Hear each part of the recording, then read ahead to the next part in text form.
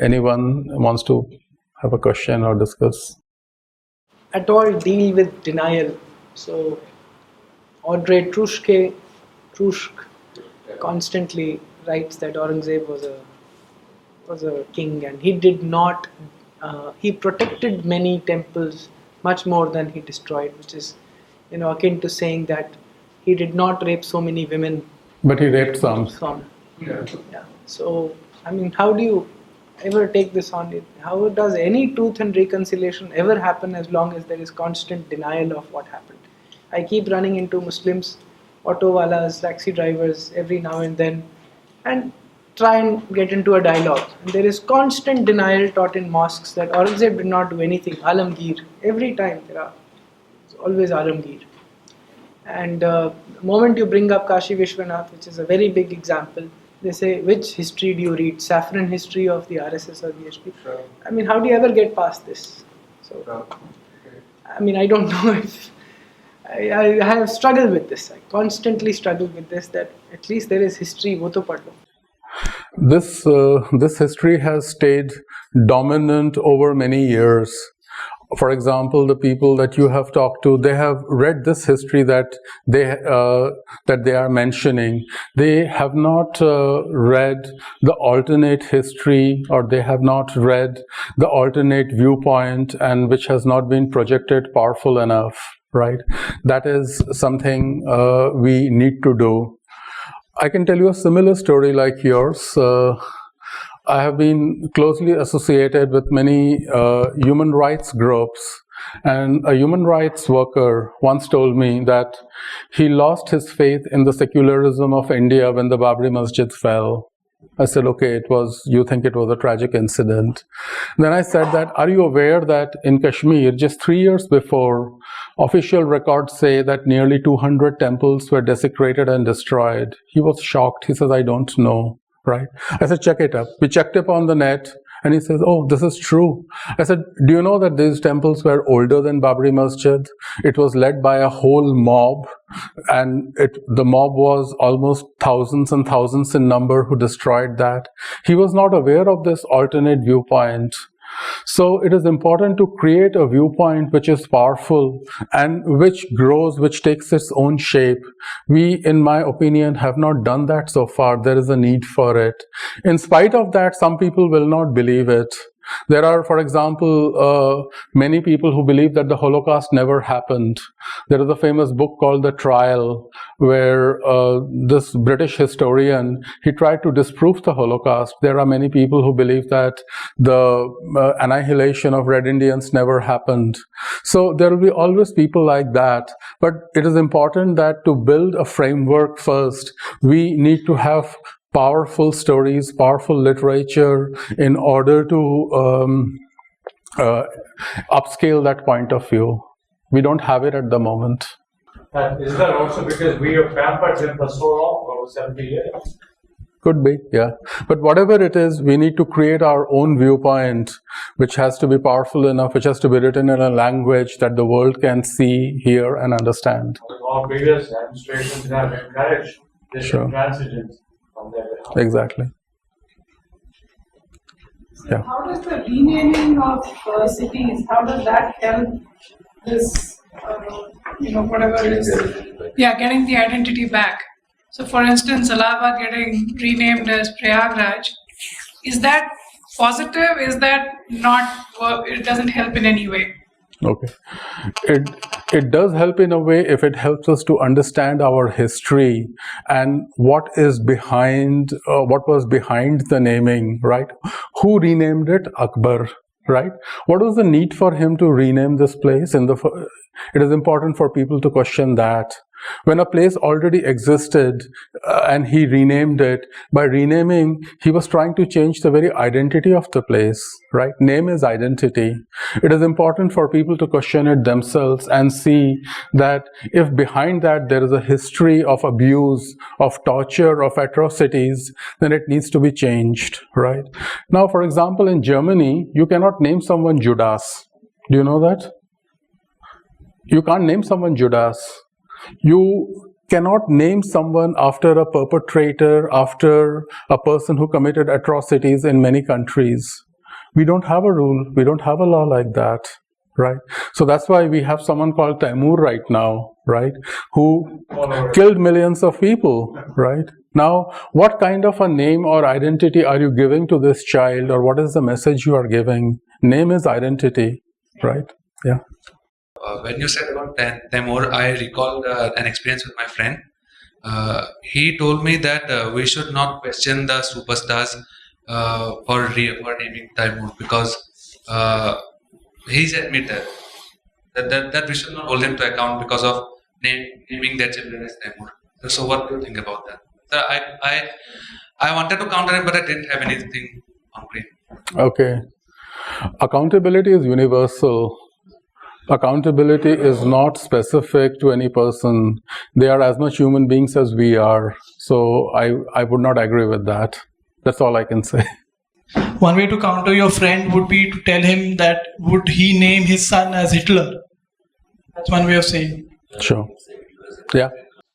These happen in societies where there is an awareness of history, of trauma. Like why is it that you cannot create someone like that in Germany? Because they are very aware of, as a result of constant discussions and dialogues about how they fell into a person like a Hitler and how it almost brought them to annihilation. So it is a level of awareness in the society that stops it, and we need to create that. Yeah. See, when we get into our history, there are lots of people.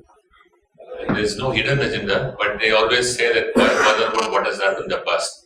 Let's look into the future. I have lots and lots of people who are well educated, well placed in their lives, and they say this. Because when we debate about this and say that we need to go back and then discuss debate, and as you said, there has to be a kind of healing that has to take place. The immediate thing that they throw at you is to say that whatever has happened in the past, why bother about it now? We all know that history has been written by the victor, and we know that there could be other points of view, but why bother about it? There are 101 issues in India to tackle. Food, hunger, poverty, roads, all they'll give 101 things to look into, rather than how this issue has been carrying on generation after generation. That this issue is not getting settled. One of the reasons why Sabarimala is happening is because of that. Sure. In my own country, am I a second-class citizen now? Yeah. Sure. If you don't think, the future is not going to change. Sure. That is why we have to think about the past. That is why we have to have this. Sure, you're right. And Martin Luther King was once asked that why do you want to start a procession over here? Why do you want this town is in peace? Why don't you let it be in peace? And his answer was, there can be no peace without justice. And justice has not been delivered as yet. As long as justice is not there, nothing else can take place. The core of a society lies in that it is fair and gives justice to people, to its people. Yeah. Just a continuation to that question, Rajat. Sure. Is it that for some people justice is, there is a very large segment of Hindus, especially in cities, in our own families. And when I say Ram Janmabhoomi, they laugh at me, mock at me, and all of that, right? So is it that there is a certain segment of Hindus who've been healed, or it doesn't matter to them, it's their jobs, corporate life? Or, I'm not able to relate that to your point that we as a civilization have a transgenerational trauma. There is certain parts of us, I certainly agree, and maybe very large parts of us. But what about the other people, like who challenge him or challenge me? Sure. I think if they challenge you, it's a very good sign, because it means that they are getting affected. I remember the first time it was a seminar of mental health professionals, and I talked about the people surrounding the Ram Janmabhoomi issue, and I said that it could be a grief issue. It could be that people's grief coming over, because the tendency was to portray those people as hoodlums, people who were, violent, who had no vision. I was literally hounded out. What are you suggesting? So there was no question of discussing or wanting a debate over that, right? Now, whenever you bring an alternate point of view, when one particular dominant point of view has been there for decades, for centuries, is well entrenched, right? There is going to be a reaction like that. You have to continue with, as I say, creating a voice. And the more the voice grows, the other voice will start acknowledging that. When, for example, initially you talked about the Red Indians being annihilated or a genocide, nobody listened. Their books the books on that did not sell. Nobody was even willing to do that. It all changed around 30 years ago. Right, when somebody wrote about how a massacre took place and the details of what he went into the archive. Like, for example, Britain's role as a colonialist, it was whitewashed for a long time till a certain person discovered what they did in Kenya and how they created a genocide. Right? Today, who invented the concentration camp? For a long time, people believed it was Germans. Today, it is known that it is the British, and that has come as a result of the research and writing of the books on Mau Mau revolt. Right? Today, for example, there is a lot of research coming about as to how the British felt terror and therefore left India, not because of non-violent movement by our father of nation, right? So there is an alternate viewpoint coming up. The important thing is to make that voice stronger. When it becomes stronger, the other part obviously would face a confrontation and challenge. I think that's the need for it. Sure. But do they not face this trauma of our civilization, or they don't know of it, so they ignore it? They are in denial, I would say. Many people still live in denial. Doesn't break that easily, right? Denial breaks in fragments and stages, right? For every society that has gone through persecution, there is that rationalization that let's look forward. But if we look at other societies similar to us, like, for example, societies which have faced trauma, whether Armenians, Jews, or Tibetans, they have gone into their past. Like Jewish society, which is one of the most advanced society, the awareness of their past is very high in them. Their awareness of their history, their trauma. Every Jewish child knows, for example, what happened to their society in the last 200 years. Right? That level of awareness in every child from school stage is necessary, and I see it also coming about in our country. The more you try to move forward, the more you see that how you are rooted and bound by your past. The two are deeply interconnected. Yeah. Slightly different approach. I would like you to comment on this. Hegemony and power. India and world in general. We have had armies marching. Then came the British from the seas. We have always had invaders from outside. Nothing new. Today the invasion is not simply by land and by air, but through communication. And whatever you're seeing in the last 60 years is just a part of the communication getting into a faster and faster mode, and they have been able to completely envelop our thinking. Sure. And the cliche, history repeats itself. So what came by land, what came by sea today is coming through the airs, through your communication channels. And this we have to take care of, and we have to. I agree. Yeah. I have a comment and a question. So first the comment, simple one. I think it would not be good to use the word Red Indian, the term Red Indian, because that is not their self-description. Because they have outgrown that and they call themselves Native American. So I think in deference to them, we should call them Native American. The question is, while it is true that history needs to be acknowledged and this reconciliation needs to come about, I mean, how far do you take it before this becomes a sort of victimhood trope? So that people use this victimhood and collective trauma and so on and so forth in order to make demands, in order to spread atrocity literature and so on. I mean, is there a dividing line between genuine recollection, towards reconciliation, and also when you start using it as something in your quest for privilege or power? When you work with victims, right? I think first is to acknowledge that there is an issue of justice which has not been acknowledged, right? It is important, right? So I would not think of that stage first before we start discussing the justice, before the justice which has not been acknowledged, right?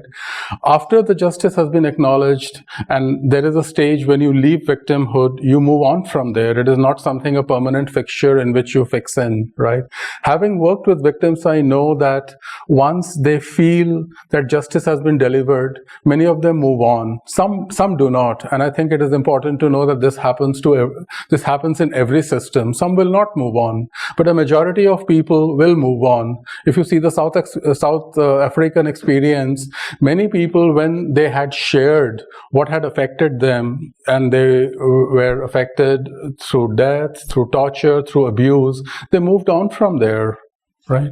So many victims move on. I believe in the power of victims, that I believe in the idealism of victims, that they do move on after some time. There are some who don't, right?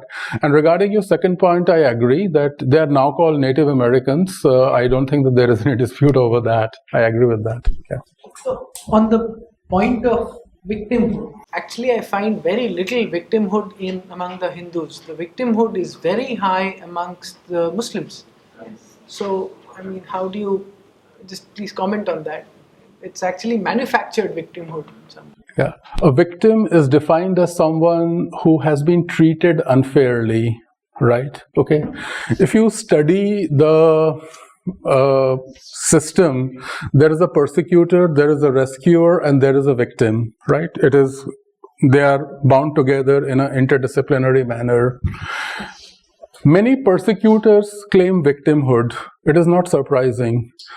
I have worked in prisons with large number of persecutors. They see themselves as victims first. Even a terrorist, even a militant, even a mass killer sees himself as a victim. He does not see himself as a persecutor. You have to understand that in terms of persecutor psychology, right? Hitler considered himself a victim. He never considered himself a persecutor, right? So persecutors see themselves as victims first, and persecutors not at all. Or what they did, they had to do it as a necessity, as a justification. So most persecutors you will find playing victimhood, right? It is not something surprising. Yeah. To anyone who would be watching this video later on, and people present here, anyone who asks the question why we should just ignore history or not to worry too much about it, just tell them two sentences. The first one is, I think I read it somewhere or heard it somewhere, people who are not concerned about their history are condemned to repeat it. One is that. And the second one is, for the more optimistic people, to realize, to know where we are going, we need to know where we came from. I think Shashi said it, or I don't know who. And my question to you is, sir, you worked with people the criminals in Tihar jail, right?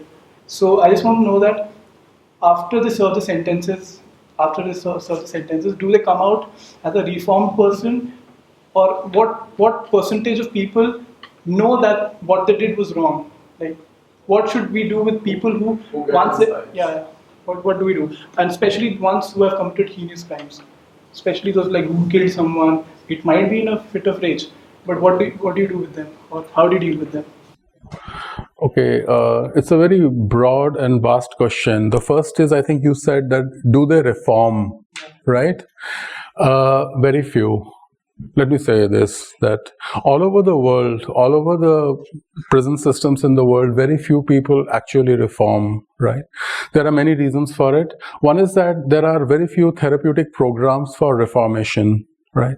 Now, when you talk of heinous crimes, like for, some crimes are not repeated, right? There is one crime, for example, like when you said homicide, for example, what's called the crime of passion. Everybody understands what crime of passion? This is one crime which is never repeated, almost zero, right? So anyone who goes in as crime of passion will not probably commit that crime again. That's almost statistically zero. Someone, for example, say who's a pedophile and a homicide killer, he will probably go ahead and do it again or try to do it.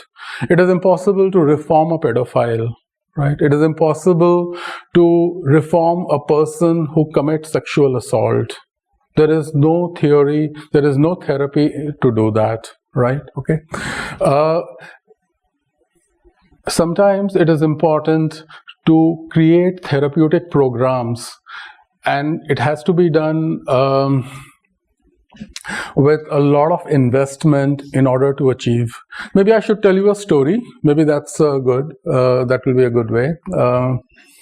When I joined Tihar, that was 92. And it was Dr. Kiran Bedi who brought me in. And my area of work was grief work, which meant that, and I worked in jail number 4, ward number 14, one of the most violent wards in Tihar jail, right? It was a ward for people who had multiple offenses, drug addicts, homicide, everyone together.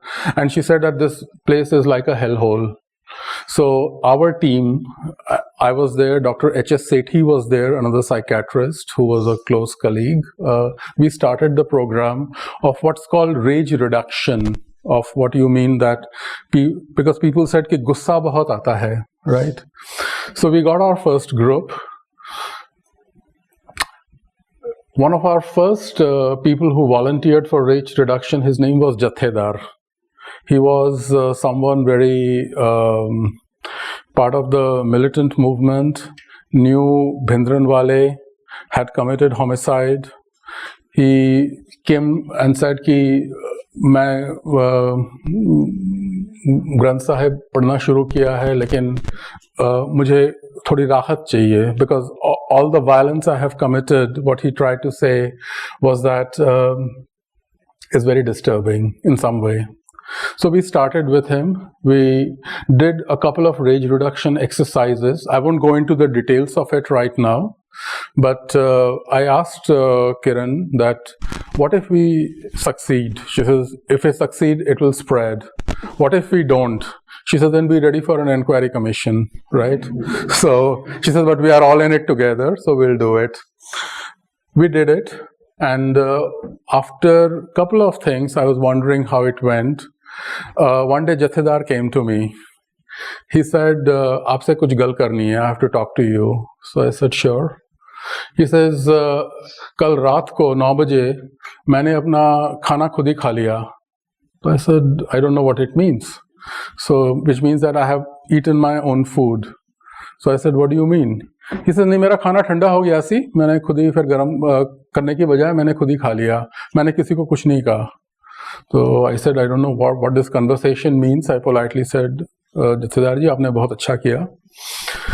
So he says, then he looked at my face and he said, आप समझे नहीं. I was not aware of the rules in the jail. He was the head Munshi of jail number 4. For 2 years, and the one who chooses it, I don't have to say how he is chosen, right? It is something similar to the way our politicians are chosen to parliament. I don't think there's much difference, right? But he's an extremely powerful person. And langar, which is the kitchen, so his work finishes around 9. Someone is always there to keep his food warm. And someone was keeping his food warm. On that particular day, he fell asleep and his food got cold. right? But he did not wake him up and ate the food himself. So he came to me to say, I'm less angry now than before. I did not beat him up. If the food had gone cold, I would have bashed him black and blue, right? So then I understood what he was trying to say. He says, the exercises that you people did with me has helped me to calm down. So I discussed this with Kiran, 3 of us, 4 of us, we waited. So we said, will you share this story with the other people in the jail? He started sharing that how he calmed down, he encouraged other people to do this. We carried this set of exercises for 1 year, and a lot of people stopped being violent in the process.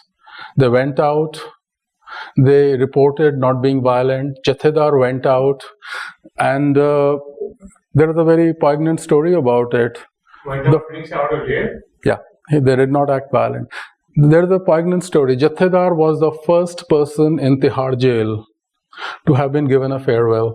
He was given a watch, a clock when he left, right? He reported, came back to say that he never acted violent again. I mean, I lost touch with him after a few years. So change is possible. It is not that change is not. But systemic way to do a big change is very difficult unless you have the resources for it. The government has no therapeutic program for prisoners. What we did out of our own initiatives. What we did, we went on our own. It was part of an NGO that we went ahead and did that, right? So it is not that change is not possible, but the fact is that to do it, you have to put a lot of investment, and at the moment, there is no effort in that direction to change people. The philosophy towards the prisoners is retributive. These people have committed the crime, so let them suffer.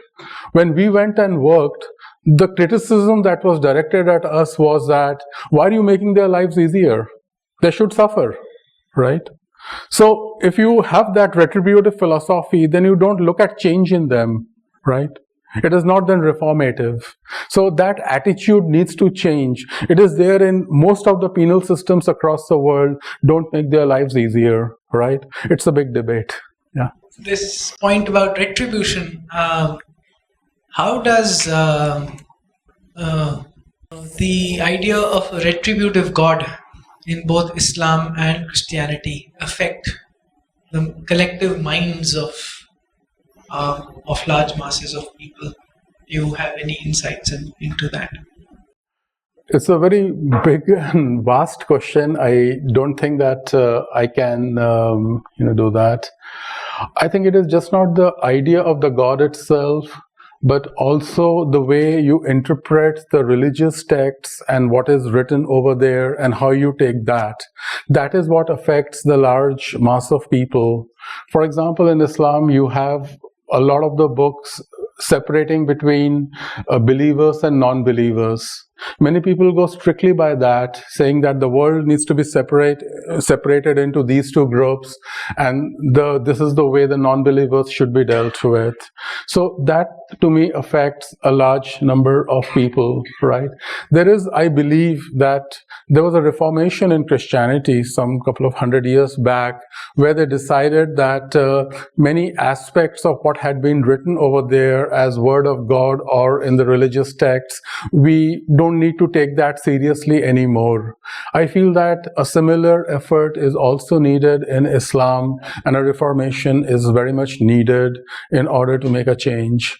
In fact, many Islamic scholars say that privately, but none would come forward to speak that openly and directly. Yeah. In fact, Christians, Christ said, forgive everybody. He was willing to forgive even the last moments. And I think the Christians have killed many more people and Indians than any other. And how does this really connect? On one side, you talk of forgiveness and all the 10 good things.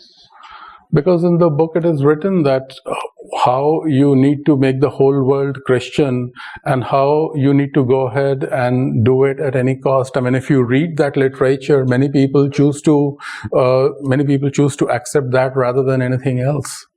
Also, it is, I think you probably know that Jesus acted violent himself when he went into the temple.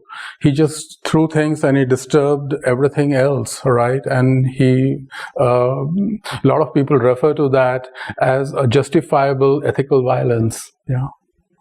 My question is that far too many people have said that a lot of scholars accept certain things, Islamic scholars, in private, that certain things need to be changed or whatever, but they don't say that in open. Yeah. They don't say that publicly. So why is that? What, like, are they scared of something, or Definitely. Yeah. scared of what? They have different social statuses, right? But I think what Islam is facing right now is a lot of threat to its identity.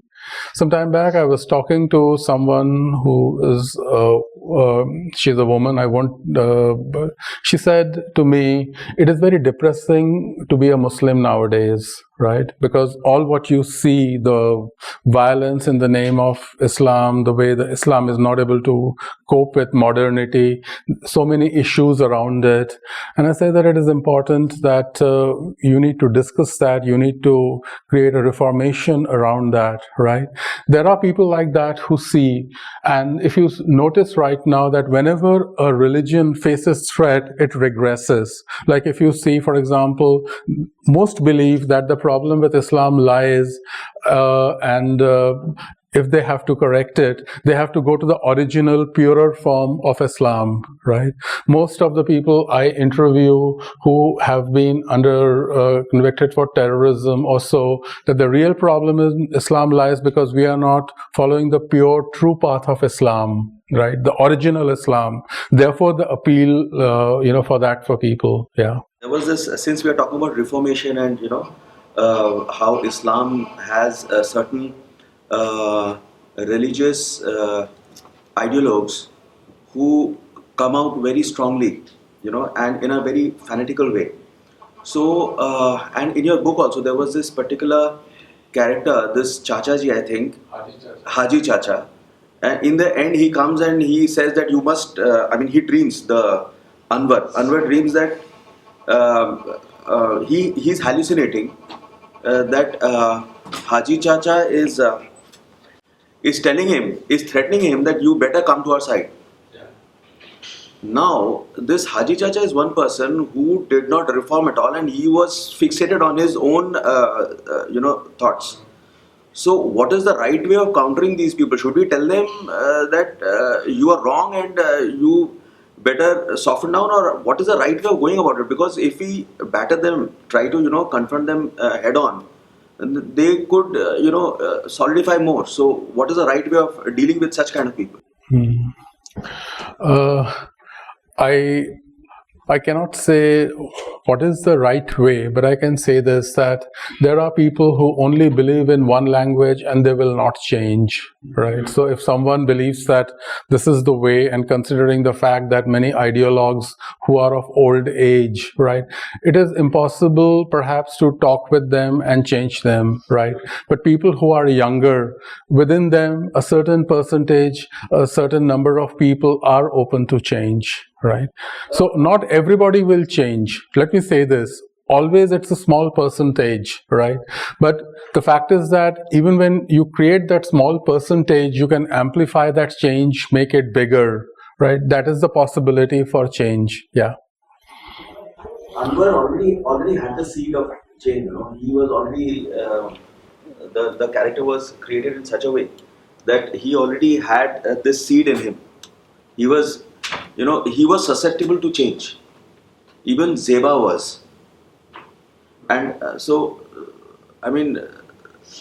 I come back to the same, dichotomy. As you said that they cannot change. See, change, I can only say this, that in my career, I have seen that change is a mystery. You try for everyone, some will change, some will not. I cannot say who will. Right? I did not know that this man Jathedar would change. I did not know that there are other people who would change. Right? Jathedar was ready for it.